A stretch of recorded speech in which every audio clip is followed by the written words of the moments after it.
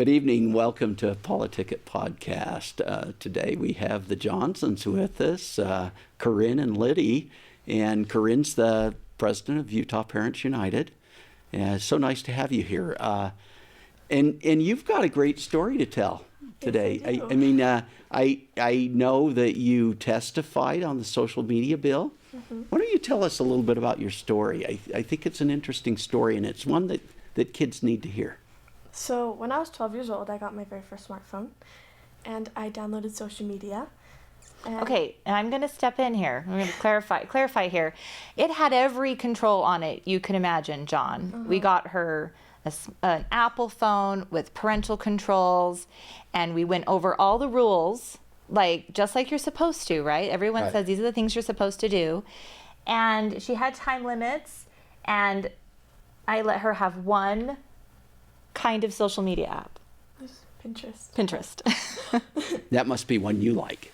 Well, I figured cooking, crafts, harmless, right? Yeah. You can't. Nothing can happen to my daughter if she's on Pinterest, right? Right? Yes. Well, I was wrong. See, a lot of people, when they think about Pinterest, you search for cooking videos, but they don't know that it has a lot of the same algorithms that other social media apps have. There's a section where you can start just scrolling for hours and hours and hours, which is what I started doing at first. When I first got social media, what I would do is that during my time limits, I would just start scrolling on Pinterest. And then one day I figured out how to hack through all the time limits. So I no longer had them, which caused even more hours of scrolling. And that lasted for about a year and a half. Wait, you mean you can hack through your time limits? Oh, yes. Many kids do this. Just parents don't know that. It's very easy to, get through all the restrictions if you know how to do it, which it took me a while to figure it out, but I did. Because, once you get addicted, you'll do anything to keep going. Mm-hmm. So after I got through my restrictions on my phone, it was 5 hours, maybe even more, of being on Pinterest every day. And then I had no idea. Mm-mm. I couldn't figure out what was going on because we'd done everything right, but Liddy started to change. I started separating myself from everyone in my life. I wouldn't hang out with my friends as much. I'd be more closed off. Which is interesting because they call it social media, right? Yes. I know, yeah. Right? It makes you less social. I'm a very social person. I love hanging out with people. But once I got on social media, I became more and more unsocial, which it sounds reversed. But so after about a year of just scrolling on it and getting more and more addicted and more separated from everyone in my life and actual reality, I figured out how to post videos. And so I started posting things, and I got a lot of followers, and they were telling me a lot of fake things. They were saying all these amazing things about me, but they didn't know me, and it was all just fake validation. And the validation, it made me crave more. It was bad. Because you're getting attention. Exactly. Mm-hmm. I was getting all this fake attention, and then all this attention by people you didn't even know. I know. I didn't know these people. Complete strangers online. And again, as parents, we watched her grades slipping. Mm-hmm. We changed schools. They had to take down my door. We took away her door because she kept hiding in her room, and we were we locked down her computer, but we thought we had covered the phone, right? So it didn't even cross our minds to take away her phone. Well, she needs to be able to text her friends. She needs to be able to engage in her classwork and have the apps for school on her phone. So that wasn't a consideration. But those weren't the apps you were using, though. No, and we didn't realize what had happened. And so we felt like we were doing everything we could as a parent to help her succeed. And I kept watching her spiral. I mean, she was spiraling and failing in school. Again, just you could see the anxiety and depression in her, and then the relationship at home was not great. I mean, there was a massive power struggle going on as we were trying to sort this out, and then everything just kind of fell apart. You can tell them. So, the beginning of 9th grade, the depression, school started, and I couldn't function like a normal human being. I couldn't do my homework. I couldn't do all these things because the need to be on social media was so strong. It overpowered everything else in my life. And so I got severe anxiety, and I was so stressed, and I felt like I was a failure because I couldn't do anything right and couldn't get anything done, which led to very bad depression and suicidal thoughts. After about like 2 weeks of having thoughts about suicide, one morning, everything kind of just snapped, and I made a plan in my head to kill myself. But instead, I told my mom, and we like skipped school, and we just drove around. We went to a random diner, started eating. Yeah, you weren't going to let her out of the house, right? Well, okay, at that moment, at first, I mean, I'm kind of in denial, right? Like, no, this isn't happening to my child or to our family. And we got in the car, and I said, okay, we're gonna go on a drive, and we're gonna either end up at a diner with pancakes, or we're gonna be at the Huntsman Mental Health Institute, and I'll be checking my daughter in. I didn't know Which one. And fortunately, she was really honest and really open with everything that had been going on, and she told me about the phone and the addiction, and it all clicked. Like, everything just clicked, and I'm like, okay, we can solve this, we can fix this. And so we took away her phone and got her in a really good therapist. And then we made some changes as a family too, about how we were going to communicate and work together. But that taking away the phone was the first thing that we did, and I knew we had to do. Took it away that day. That day. How long? I didn't have a phone for 3 months. For 3 months. Yeah. And then I got a phone. And that was tough, huh? Oh my gosh. See, with the addiction, like, you fill all your time up with social media, and so once it's gone, you don't know what to do with yourself. And so that was really hard for me to figure out what to do with my time. And so as I was going to therapy and trying to, get better, I started like focusing on other things. Like, I did my school homework. I did my homework. I didn't want to, but I did. And I started focusing on my music and my drawing. So your music, what's your music? I love to sing, and I play the clarinet. And so I did solos that year in the band and choir concert. That was fun. I really enjoyed doing that. And I also started reading. Yes. Like, I love reading now. It's like my favorite thing to do. Which I'm fine. If she will spend 3 days immersed in a book, I'm great with that. That's a much better use of her time than being addicted to social media. So you say much better use? Why? Why is that a better use? Well, I don't think reading is necessarily addictive. Reading doesn't cause her to have depression, fake validation. It doesn't lead to those feelings of depression and anxiety that social media did, because social media is designed by the social media companies to hook our children, to drag them in, to cause them to be addicted, and to have a constant rush and hit of dopamine, just like pornography, just like drugs. And honestly, the symptoms that I was seeing Liddy and what she experienced was very similar to what I grew up in the 80s, right? And everybody talked about what happens when your kid gets hooked on drugs. And she experienced those same symptoms once she started getting addicted to social media. And that doesn't happen when you're reading a book.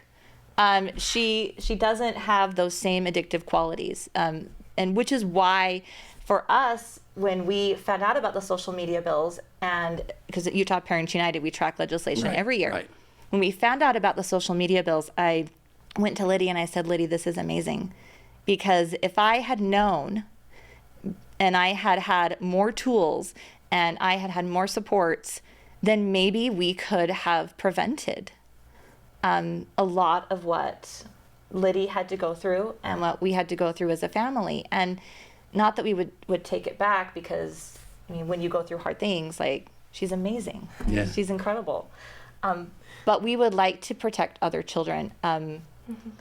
When we went and testified at the Capitol, the hardest part of that experience was sitting next to the family, and their son wasn't with them. And she's still here. And I'm thankful every day that she's still here. But the other family, their son, he did commit suicide. He was 14. Oh, my goodness. Hey, we're going to take a break, and we'll come right back. Hi, I'm Corinne Johnson, the president of Utah Parents United. Our passion is protecting your parental rights, and we do that through parents, passion, and caffeine. That's right, we don't take any special interest money or money from big national donors, but we do rely on donations from parents just like you. That's why this year we've created a limited edition t-shirt to represent the fact that you are your child's best safe space. And we want children to know that they can go to their parents on any issue and that you'll be there because you love them best. Our t-shirt this year, I Am My Child's Safe Space, UtahParentsUnited.org, is perfect for Mother's Day or Father's Day. Order one today on our website, UtahParentsUnited.org, and help your child know that you are their safe space. Welcome back to PoliticIt. Again, we've got Corinne and Liddy Johnson. Corinne from Utah Parents. We always have a thing in the middle, but I really love that idea that we are our kids' safe space. Right? Exactly. I'm so glad that my daughter came to me when she needed help, because the social media companies, they don't care about our kids. They're designing these addictive programs using endless scrolling, algorithms. They really don't care. Our children are a product. And as parents, we do everything we can to protect our kids every day, but we can't do this one alone. And you know, at Utah Parents, that we really focus on parental rights, and we don't like the government really getting involved in the day-to-day parenting that we do. And that's why this is kind of an anomaly in a way, right? For your organization to get so involved with. Yeah, with the bill. We've gotten some criticism for it, but we talked to parents all across the state. We've heard parents who have similar stories to our family stories, and it's very clear that this is a battle that we cannot fight alone, because the social media and the tech companies are billion-dollar companies, billion-dollar industries profiting off our kids, and we need tools to fight them, and we need help to fight them. And that's why these bills, the Utah social media bills, and even the federal legislation that's making its way through the Senate right now, are so important to parents to give us the tools that we need to help our kids. When you talk about giving you the tools, what tools does it give you? Well, parental notification, right? Yeah, see, just when you're a parent trying to sign up your kid for social media, like, you'll get on there and see all these restrictions and all these things, like, and I don't know, it just kind of sets off an alarm in the parent's head, like, thinking, if there's so many restrictions and things, like, to make sure that my kid is safe on this, like, social media page, am I sure I want them on it? Like, it's just kind of, I feel like, a warning to parents to help them know if they really, really want their kid to be on such an addictive and harmful platform. I agree, Liddy, and it's that we're giving parental consent. That's a part of the Utah bills, that we have to give consent for our children to be on these platforms. And I think that there's a big movement in the United States right now. And it's an informed consent, yeah, right? Because they tell you exactly what. Exactly.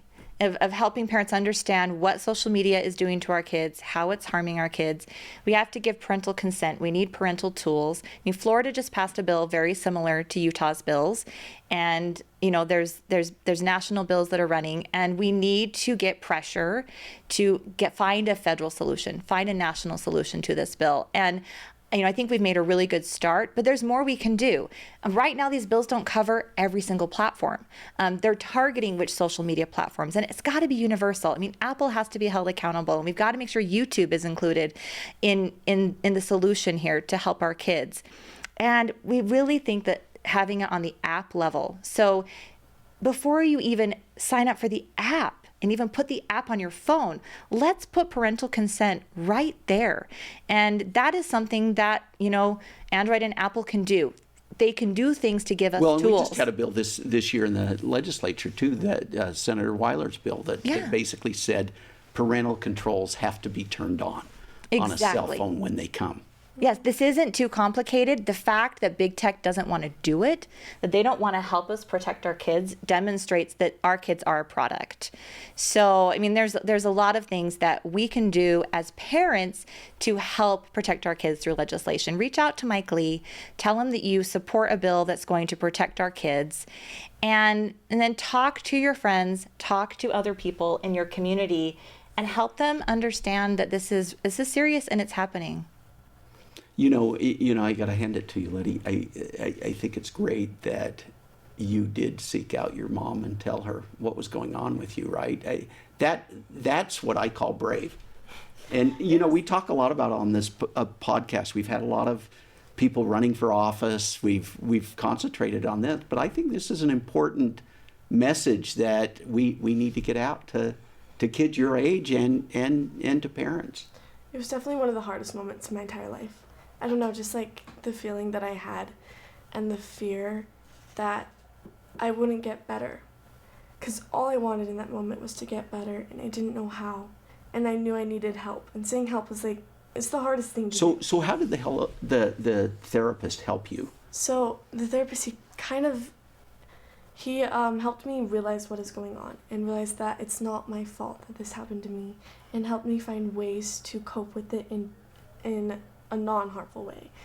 Different coping mechanisms, like, I don't know, swapping social media out with like things I love, like music and drawing and reading and things like that. And he showed me that like the validation I get from social media is nothing compared to the validation that you get from doing what you love, and the validation you get from those who know you and love you and respect you as a person. And I don't know, just being able to recognize the difference between the two changed my life. We were at a Arthur Brooks event last night, and one of the things he pushes is the idea of how to be happy. Mm-hmm. And he talked about faith and family and mm-hmm. friends and work, and we get satisfaction from doing those things. And he talked about how on social media you don't look someone in the eyes and you don't reach over and touch them, right? And that feeling, I think, is something that I really appreciated what he had to say on that subject. Mm-hmm. And thanks for coming. I think this is something that kids need to hear. Mm-hmm. And from parents, right? Need to know if you think you're doing everything right, go double check. Go check on your kids. Get them off social media. They don't need it. Show mm-hmm. them your flip phone. You get them one of these awesome flip phones. So it works great. She can text, she can call. I text and call, and I can have like a bunch of contacts, and I can take photos. They're not that good, but it's all I need. Honestly, ever since I got a flip phone, my relationships with all my friends have been so much better, because like they understand that texting is a little difficult. So like we call more often, and I see my friends face to face and things like that. And I don't know, it's definitely like made me closer with everyone. So we can be brave too, just like our kids are being mm-hmm. brave in dealing with this issue. As parents, we can be brave. And we can demand accountability for social media companies and tools to protect our kids. And we can also be brave enough to say no and get off these platforms, stop signing our kids up for something that's going to harm them. And I think we can make a difference in Utah, and I think it can change the world if we just do it one family, one parent at a time. No one should have to go through what I went through.